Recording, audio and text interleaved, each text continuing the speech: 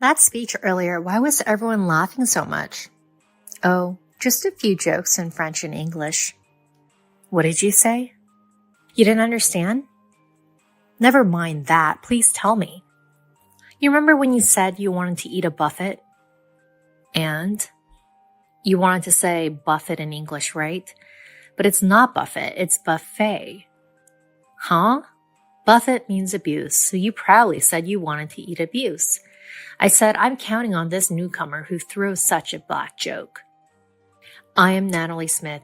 My husband Frederick and I have 2 children, both of whom are adults and live with us. I work part-time at the headquarters of a major corporation. This company has branches overseas, and employees from various nationalities work there. So not only Japanese, but also many other languages are spoken in the office. I used to work as a full-time employee at this company, but I requested early retirement due to my husband's retirement. However, I was asked to stay on as a part-time worker with a more flexible schedule, so I'm currently still working for the company.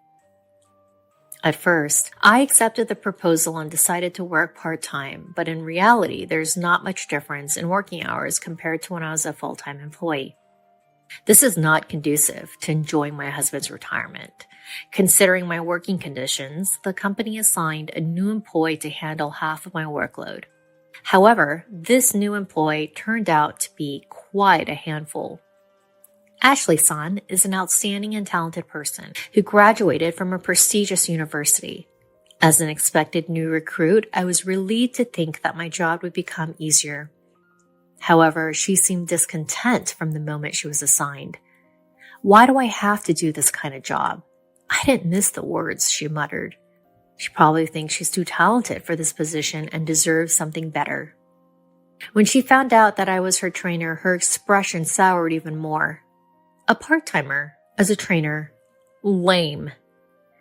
Well, she might just be a slightly sharp-tongued newcomer. There are always people like that joining the company every year. This type of person joins the company every year. Having confidence in oneself is great. However, those with high pride often struggle when they face the gap between their self-confidence and reality. And then they leave the company feeling that it doesn't appreciate them. I wonder if she's that type too, but she's still young. I'll overlook her cheekiness for now. Are you a part-timer, Miss Smith? Yes, that's right. So, did you only finish high school? Huh? No. Wait, you're not saying you only finished middle school, are you?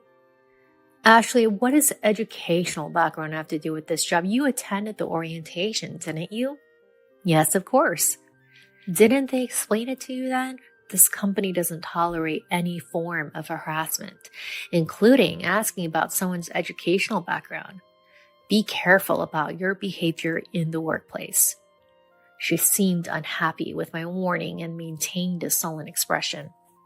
It's easy to imagine that working together in the future might be difficult. Hiding your educational background. Well, I can pretty much tell. She seems to be unable to feel satisfied unless she speaks out her thoughts. Since you are assigned here to help me with my work, please make sure to learn it properly. She remained silent with a sharp expression on her face. Understood. Yes. She sat next to me and started chatting away without even doing any work. She went on and on about how competent and global she is. She claimed that she's good at both English and French. To put it simply, it was all just bragging, a way for her to show off. It's quite surreal to see a young person in their 20s trying to one-up a 65-year-old. It's quite surreal. And when it was time for a lunch break, she invited me to lunch. Smith-san, can you treat me to lunch? Huh? I'm okay with it. But don't you want to eat with your peers? No, I'm your junior. Let me treat you as a way to get to know you better. I've seen a lot of young people, but she's the first of her kind. Well then, let's go together today. Thank you. But are you okay with the money? You're just a part-timer after all. Ugh. She's finally saying what she wants to say. She's so full of ill will. Really, she's just like a child.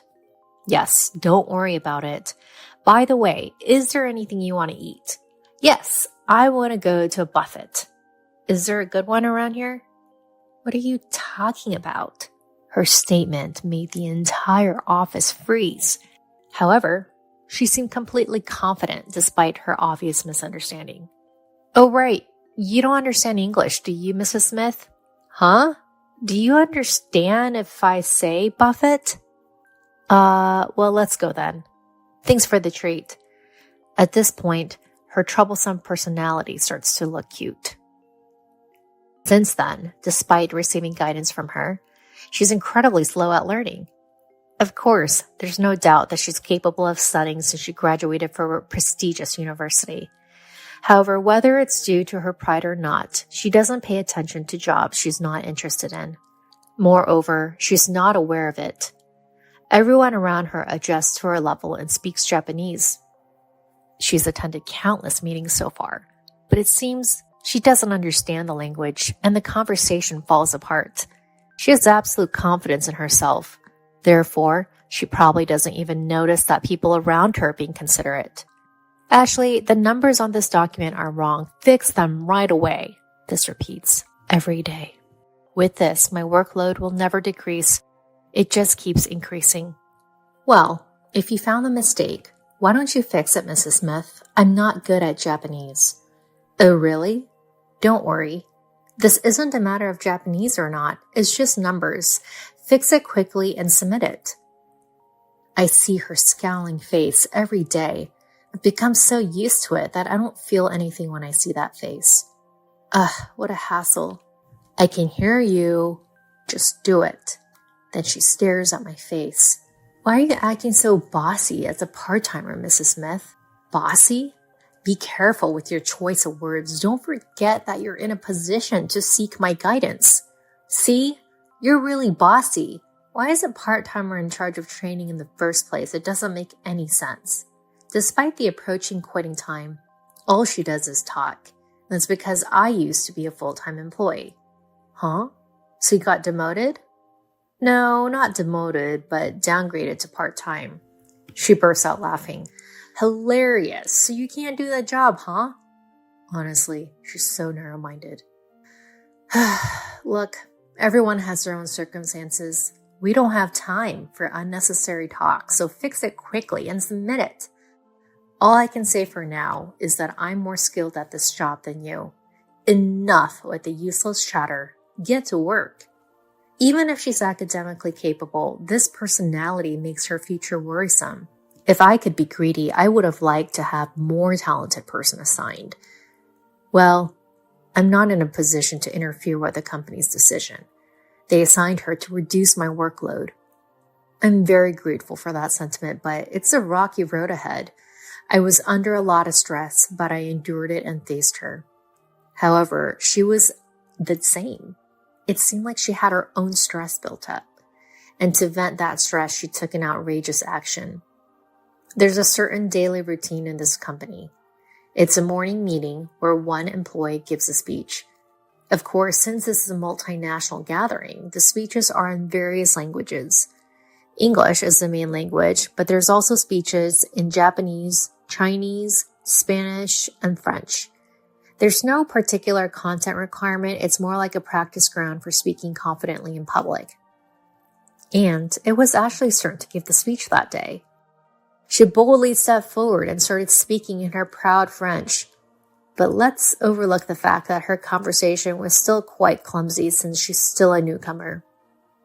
The surrounding employees also directed gentle gazes at her. Then midway throughout her speech, she started introducing me. As a part-time job senior, she's been very helpful to her. That's why she wants to introduce me at this event. She wants to learn from my excellent part-time job senior speech. However, the face of the person who invited me was not just grinning, but very distorted. I see.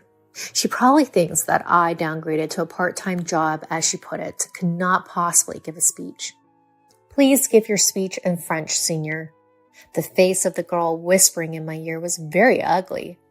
Am I, a 65-year-old woman, going to compete with a young whippersnapper in her 20s? As I started my speech in French, her eyes widened and she stood there with her mouth open. Of course, That's to be expected. I was stationed in Paris for 8 years, so there's no way I can't speak French. I still have high hopes for her growth as a newcomer. She's very humorous. She joked about wanting to eat a baguette a while ago. She gave me the opportunity to correct her in my mind, saying, "It's buffet, not baguette." I'm happy to be the mentor of such an interesting girl. Please take care of the two of us from now on. As I made that speech, the employees laughed out loud. Good, I managed to include some humor in my speech. My sense of humor isn't dead yet. However, while everyone was laughing, Ashley was still standing there, dumbfounded. Maybe it didn't get through to her? After the morning meeting ended and we sat down, she asked me, "What did you say earlier?" "Huh? Your speech earlier. Why did everyone laugh so much?" "Oh, I just included a few jokes in French and English." "What did you say? You didn't understand?" "Just tell me, please." "You said you wanted to eat a baguette before, right? So what? You meant to say buffet in English, right? Then it's not baguette, it's buffet, huh?" Baguette means abuse. So you probably said you wanted to eat abuse. I said I'm looking forward to working with a promising newcomer who can make such a dark joke. Then she turned red and teary-eyed. "You were the one who said you wanted to give me a speech. Why are you making that face?" Because this is a company. Watch your tone. I don't think someone downgraded to part-time could speak fluent French. Oh, were you trying to make me look foolish? Well, that was expected. There's no such thing as everyone following the same path in life. I have my own journey that I've walked. You're not my family, so you wouldn't know what kind of path I've taken, right? You don't know that I was stationed in Paris or San Francisco. Stop judging people based on what's in front of you right now. You'll end up being embarrassed. She doesn't say anything, looking down. If you were able to join this company, it means you've worked hard setting up until now, right? Be careful not to waste your efforts with your actions. Are you trying to one-up to me? It's annoying. You think you know everything, that you're so knowledgeable. Annoying. I think your strong competitive spirit is one of your good points. The moment you think you know everything, you're actually ignorant. There are so many things to learn in the world. Even at 65 years old, there's an infinite amount of learning to do. Every day is a day of study. You should also look to new things and grow without being complacent with your current self. She doesn't say anything back. And since then, she never opposed me again. When her mistakes are pointed out, she still shows a sulky expression, but she honestly fixes them and resubmits. 2 years later, she's able to handle all her work smoothly. Now there's no problem if I leave the company. And so I reached the day of my retirement, leaving the company where I've worked for over 40 years. There's a deep sense of emotion, but from now on, I'll enjoy my remaining years with my husband. I want to go to various countries, see different things, and gain experiences. My future is still bright. On my last day at work, after the scheduled time, the people in the department presented me with a bouquet. I gratefully accepted them, and as I was leaving the department, Ashley called out to me. "Senpai, here." She's holding a long box with a ribbon. "Oh, for me? Thank you. Can I open it now?" I unwrapped the paper, opened the box, and inside is a stylish wristwatch. "Wow, it's lovely. Thank you. Thank you for everything. And I'm sorry for all the impertinent things I said." "Aw, no. You were a cute, cheeky junior. When you first started working under me, I honestly thought you wouldn't last long, but you stuck with me. You proved me wrong in a good way. Thank you. Does this watch have any special meaning?" "Well, you'll be traveling to various countries with your husband, right? I thought it'd be nice if you could mark the time together with this watch." "Oh, wow. How thoughtful of you. I'm so delighted. Oh, I'm going to have to start using this tomorrow." "Natalie, are you free after this?" "I'm sorry, I have family plans tonight." "I see. My apologies. Is there something you needed?"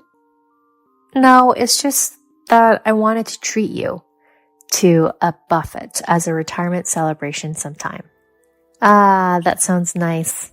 I'm going to look forward to it. I left the company with a peaceful feeling. When I got home, my husband, children, and grandchildren had prepared a retirement party for me. My husband's special roast beef and a cake made by my grandchildren under my daughter's guidance were arranged. My life is filled with happiness. I want to continue to cherish learning in everyone I interact with, including my family. Erin, you've really aged. Women over 40 are pretty much done for, aren't they? I think so too. Compared to the moms of other kids in my class, she's the oldest, and it's embarrassing. Yeah, I get it. Mom doesn't need to come to school events anymore. It's better if only Dad comes. I totally understand how you feel, Paul. To be honest, I regret marrying her. Right. Recently, my husband Joseph and our son Paul have been having these kinds of conversations right in front of me. I am Erin, 42 years old. I live with my husband, who's 5 years younger than me, and our 10-year-old son. Joseph works for a cosmetics company. Both my parents have passed away, but Joseph's are still alive. Joseph's brother and his family live with his parents. They have 5 kids, so his parents are too busy with their grandchildren to pay much attention to us. In a way, it's easier than them meddling too much, so I don't really mind. Joseph used to be very caring, kind when we got married, but now he treats me like I'm just middle-aged. Paul, growing up seeing this, has started to speak rudely to me, imitating Joseph. No matter how much I scold him, he doesn't listen because Joseph just laughs it off. But Dad says it's good to be honest about everything. It's not nice to say things that hurts others. Didn't your teacher scold you recently for that? Paul recently made a girl in his class cry by calling her ugly. I had just been contacted and scolded by his teacher about it. It happens too often. I blame his father, who never scolds him. They're truly like father, like son. But Paul is only 10. I worry about what he'll become in the future if he is like this now. Even as an adult, it hurts to hear such things. Being called old or ugly every day by the only 2 family members have really gets me down. I quit my job to get married and raise Paul. But once he started elementary school, I took a part-time job at a supermarket. Actually, that's where I met Joseph. We started talking after seeing each other there a few times, and that led to dating and then marriage. I used to be a full-time employee at the main branch of the supermarket, but now I work part-time at a branch within walking distance from our home. Lately, I've been working weekends too, and the manager is happy about it. Are you sure it's okay? What about your husband and son? It's a big help that you can work on weekends. Yes, my husband takes care of our son. Your husband sounds great. That's the usual response when I say that. Indeed, Joseph often takes Paul out on weekends. But it's more like they're treating me as a nuisance than looking after him. Erin doesn't need to come with us.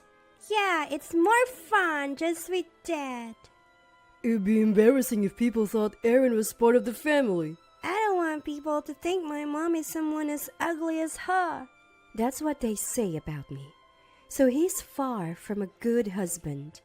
If you give me more allowance, I might go out with you, Paul sometimes says.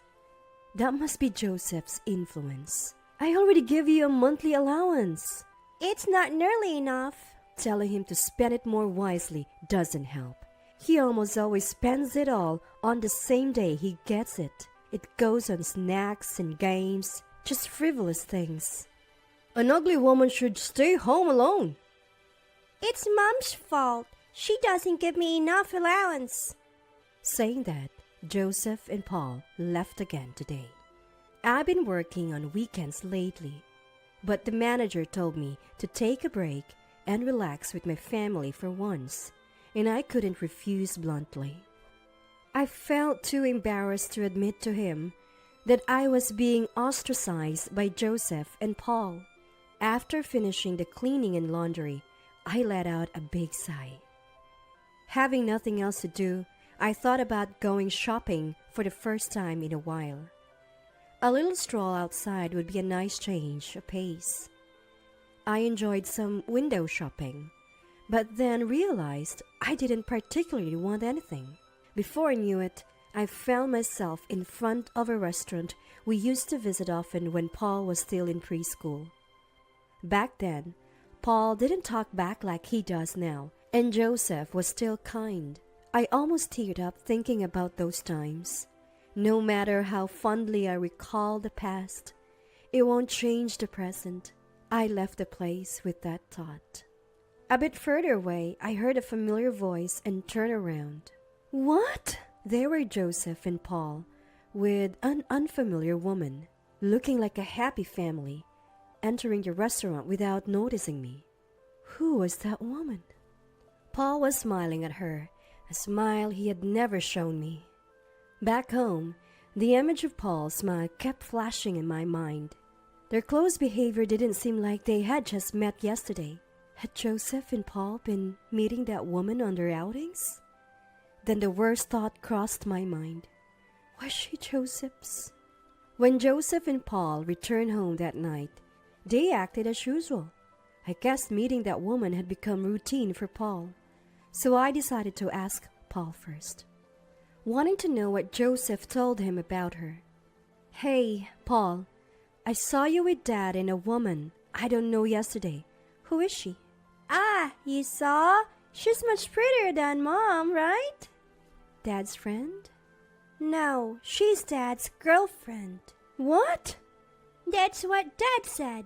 He told me to keep it a secret from you, Mom. But now that you've seen it, can't help it. If you were as pretty as her, I'd have gone out with you too. I was speechless at Paul's words, smiling, and shocked that Joseph had brazenly introduced his affair to Paul. I couldn't pretend not to know anymore.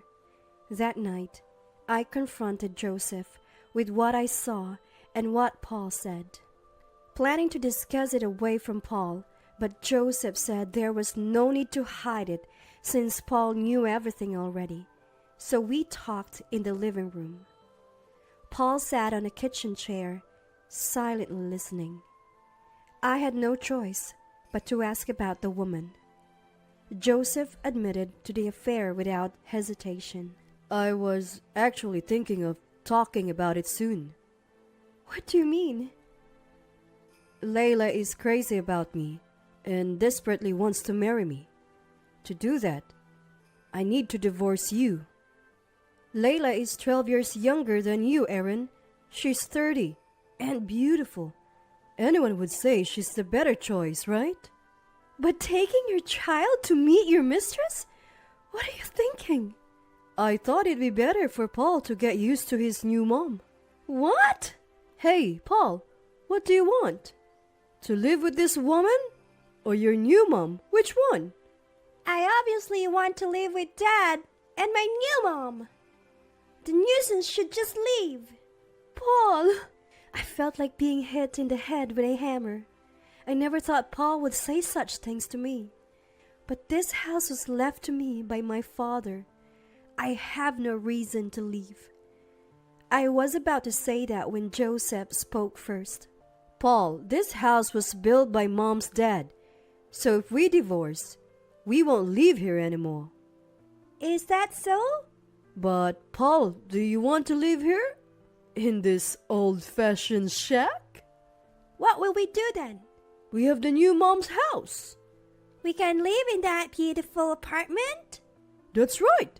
That will be better for Paul, wouldn't it? Of course. So old Mom and the old house, we don't need them anymore. You got it, Paul, just like my son. Joseph's mistress had apparently lost her parents too, but she owned a beauty salon with her inheritance and was quite well off.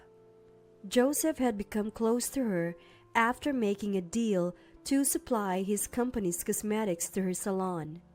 and he was planning to quit his job and become an executive at her salon after divorcing me and marrying her. I was astonished that things had progressed that far. If Paul prefers Joseph's mistress over me, there's nothing I can do. I agreed to the divorce, exhausted and without the will to hold back. Of course, I demanded alimony, but Joseph just laughed. If it can be settled with money, it's cheap. Layla will pay. This way, I can finally be free of you, Aaron. Paul laughed alongside Joseph. After I signed the divorce papers, Joseph and Paul left looking happy. Watching them go, I felt my heart growing colder. Had I become such a boring person that they could look down on me like this? I thought I had tried my best for Joseph and Paul. Feeling pathetic that this was the result, I decided to forget them. There was no point in staying down. It was foolish to waste any more of my life for them. I was glad I had a part-time job. Having a place to work felt incredibly reassuring. And 3 months after the divorce, I was offered a full-time position. I was so happy. Discarded like trash by Joseph and Paul, finding a place that recognized and needed me was a relief. I decided to work hard and live my life seriously. 5 years passed, and one day, my doorbell rang insistently. When I rushed to answer, 2 shabby men were standing there. At first, I thought they were beggars, but who would beg at someone's house these days? Then the younger man said, "Mom, I've missed you." "Who are you?" "It's me, Paul." "I've missed you too, Aaron." It was Joseph and Paul. They had become thin, haggard, and unkempt, completely different from 5 years ago. Paul, who was 10 then, was now 15, a 9th grader. Teenagers grow fast. I wouldn't have recognized him under normal circumstances, but why were they here now, looking like this? "The house has really changed. It's so impressive now. Aaron, where did you hide all this money?" That's none of your business. "Hey, let's get back together." What nonsense are you talking about? Apparently, they had tried to rely on Joseph's family, but 5 grandchildren, the eldest in college, it was the most financially demanding time for them. They couldn't afford to help and didn't want to be burdened by Joseph and Paul, so they were turned away. "Mom, help me." What? "Who's your mom?" "Mom, don't you recognize me? It's Paul. Have you forgotten your own son?" Well, I don't know. As I said before, I don't have a son. Did you need something? "Aaron, are you still holding a grudge about what happened 5 years ago? It's all in the past, isn't it?" The past? "Deep down, you wanted us to come back, right? You've been waiting, haven't you?" Hearing this, I realized that I had barely thought of them at all over these 5 years. They had already become strangers to me. Aren't you happily remarried to that young, wealthy woman? "Can't you see how far we look that? That's not the case." Even if he said that, it was none of my concern. I had no interest in their appearance or situation. Then, perhaps seeking sympathy, Joseph began to cry and talk. He explained how Lila's beauty salon had gone bankrupt in its 3rd year, how they were being sued because they had taken high payments for treatments in advance, and how there were unpaid wages and lawsuits from former employees. He kept talking, unasked. Layla was working nights, but blamed Joseph for not doing enough sales, forcing him to work part-time at a grocery store and as a day laborer at construction sites to pay off debts. Paul was burdened with all the household chores, allowed only 1 meal a day, and told to drop out and work. So what? How is any of that my concern? "Help us! Layla hasn't been home for a week. All my earnings go to debt payments, and without Layla's income, we have nothing to eat." I don't care about your problems. I always preferred you to her. Dad betrayed you, so it's understandable you're angry, but I'm your son. Aaron, are you betraying me? I was just a kid taken away by Dad. Please, Mom, let me stay here. I want to go to high school and I'll use my allowance wisely. Allowance? To think they expected me to feed them, send Paul to school, and even give him an allowance? And not a single word of apology from either of them? Like father, like son. I am your son, Mom. You can't abandon me. A mother can't ignore her struggling son. Paul, you planning to come back here alone? Well, Dad's divorced from you, so he's a stranger now, but it's different for me. Do you even know the truth, Paul? The truth? Paul is just like me, a stranger to Aaron. Even if Paul wants to live comfortably here, I won't let him do that. What do you mean? Paul's biological mother had passed away shortly after he was born. For a while, Joseph's parents took care of him, but they couldn't manage with their own young kids. Eventually, they gave up. That's when Joseph, with baby Paul, started coming to our supermarket. I felt sorry for him and ended up marrying him on Paul's first birthday. I thought of Paul as my own son and decided to raise him with care. Initially, Joseph was grateful and helped around the house, and I was glad to be married. But as Paul started elementary school, Joseph stopped helping and started saying, "You're cold to him because he's not your flesh and blood," whenever I scolded Paul for misbehavior. It became harder to scold Paul after hearing that so often, and so Paul became a child who spoke rudely and looked down on others. I tried my best to correct his behavior, but Joseph's tacit approval only made Paul more disrespectful. Moreover, after Paul chose Joseph's mistress over me as his mother, any maternal feelings I had for him had vanished. That's why I felt no sympathy for Paul now, pleading for help while arguing with Joseph. I realized I could never be his mother. Maybe we were never that close after all. Some families are close despite not being blood related, but I couldn't be that way. And I didn't want to become his mother again. That was my honest feeling, and there was nothing I could do about it. Can you two, who are unrelated to me, stop standing in front of my house in such a shabby state? It's a nuisance, so please leave. That's harsh. What if at that time? What?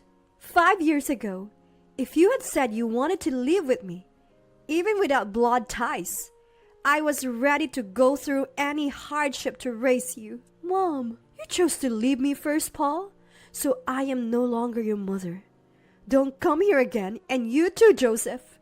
At my words, Paul and Joseph both slumped their shoulders. Then as I said those words, my husband Brian came home. What's wrong? Welcome home. Aaron, you remarried? Yes, 2 years ago. Who are they? Some people from the past, but they were just leaving. I had told Brian about my divorce and my son. He probably realized that these two were my former family. Without saying a word to them, Brian turned his gaze back to me. I'm home. What's for dinner? Your favorite meat and potatoes. Looking forward to it. Let's go inside. You're done here, right? Brian put his hand on my back and glared at them. They stood there stunned, but I entered the house with Brian, closing the door behind us. Later, Joseph's wife was arrested for fraud. Apparently, as their business struggled, they pretended to use high-quality cosmetics but actually diluted them with water or switched them to cheap drugstore products, selling them as their own luxury brand.